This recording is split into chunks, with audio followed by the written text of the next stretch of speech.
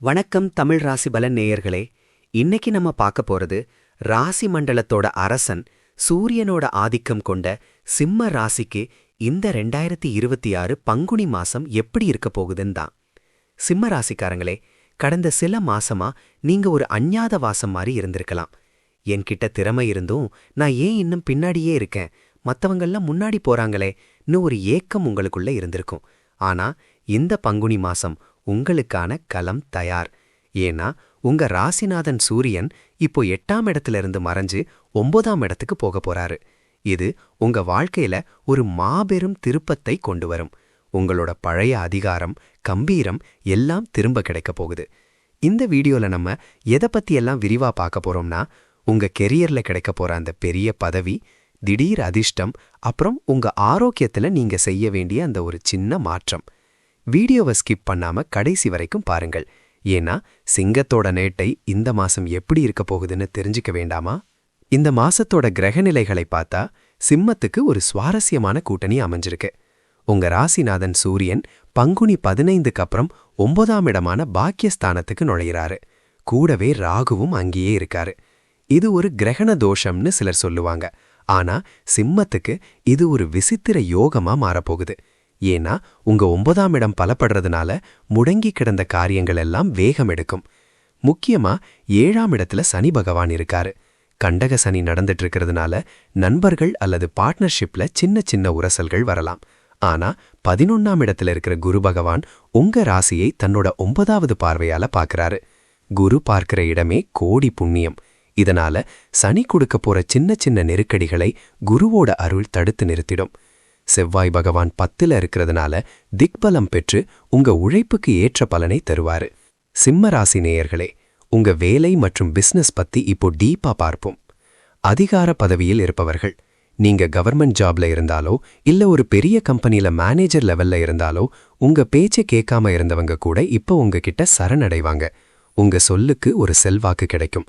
அரசியல் மற்றும் பொது வாழ்க்கை, அரசியல்ல இருக்கிறவங்களுக்கு இது ஒரு மிகச்சிறந்த மாசம்.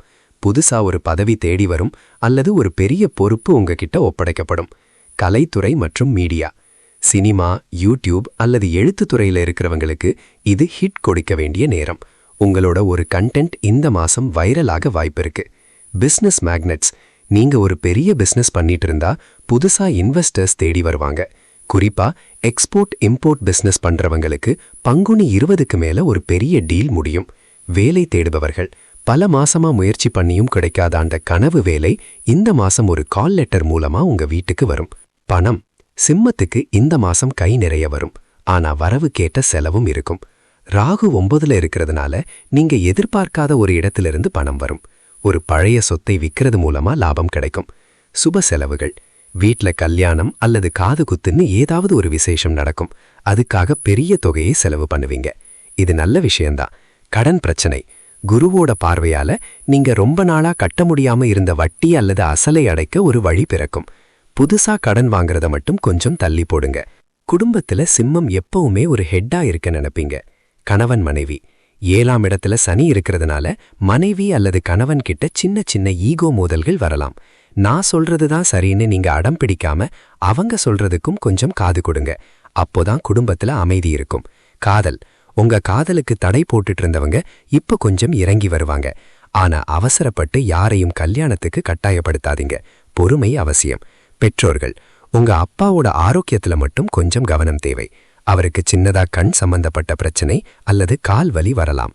சூரியனோட ராசிங்கிறதுனால இந்த வெயில் காலத்துல உங்களுக்கு உஷ்ணம் சம்பந்தப்பட்ட தொந்தரவுகள் வரும். வயிற்று வலி அல்லது தோல் அலர்ஜி வரலாம். முடிஞ்ச வரைக்கும் இளநீர் அல்லது பழைய சாதம் சாப்பிடுங்க. அப்புறம் கோபத்தை குறைச்சுக்கோங்க. ஏன்னா கோபம் வந்தாலே உங்க பிபி அதிகமாக வாய்ப்பு இருக்கு. காலையில ஒரு 20 நிமிஷம் அமைதியா வாக்கிங் போங்க.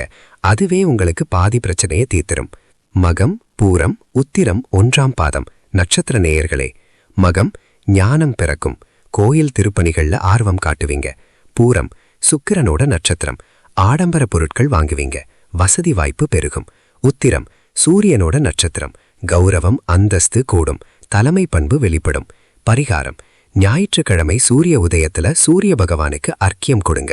தண்ணீர் ஊற்றி வழிபடுங்க. ஆதித்ய ஹிருதயம் சொல்லுங்க அல்லது கேளுங்க. சிவப்பு நிற மலர்களால சிவபெருமானை வழிபடுறது உங்களுக்கு பெரிய வெற்றியை தரும். சிம்மராசி நேயர்களே, இந்த 2026 பங்குனி மாசம் உங்க அதிகாரத்தை செல்லுபடியாக வைக்க போற மாசம். தயங்காம முன்னாடி எடுத்து வைங்க, வெற்றி உங்களது. இந்த வீடியோ பிடிச்சிருந்தா லைக் பண்ணுங்க, கமெண்ட்ல ஓம் சூர்யாய நமன்னு போடுங்க. உங்க சிம்மராசி நண்பர்களுக்கு ஷேர் பண்ணுங்க. நம்ம தமிழ் ராசி பலன் சேனலை சப்ஸ்கிரைப் பண்ணிடுங்க. அடுத்த வீடியோல சந்திப்போம். நன்றி, வணக்கம்.